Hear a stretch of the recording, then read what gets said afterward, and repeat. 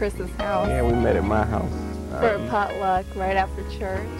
Yeah. And it was a potluck that I was giving for someone else that I was seeing at the time. yeah. Dear. Then I met Nicole, and you know. Through church, you saying? Yeah. Through friends, through one of my roommates and Yeah, a good friend of mine. A good friend of his. And it was, I just had to find out more about her. No, actually, I found out about him. Oh, see, I inquired, but you really didn't know. Oh, okay. I was the one that asked and got the phone number and called. And then she tried to call and pretend like she was someone else. No, trying to disguise your voice or something. No, not really. Just so that I would know who that, you were. I remember our first date. And I said, hey, I was about to go out of town up to Pennsylvania.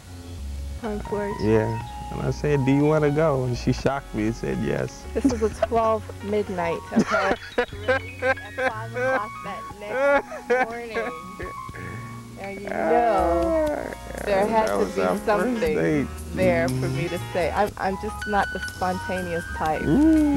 Everything, everything about it.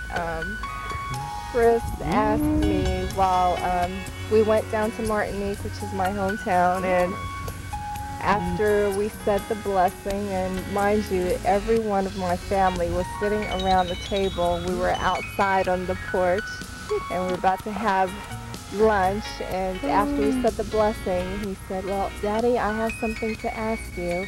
And of course, my brother had to interpret because, you know, Chris didn't want, he was kind of nervous, so he didn't want to he wanted to make sure that he said every word that Daddy would understand. So he asked my dad. He had the nerve to ask my dad before he asked me. And he asked my whole family. But I like to take risks. Yeah, that was a big risk. And then he took out the ring, and it was nice.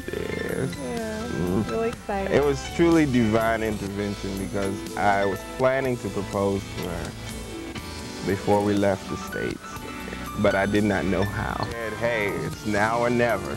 Let me hurry up and get it over with while all of her family is here to be a witness.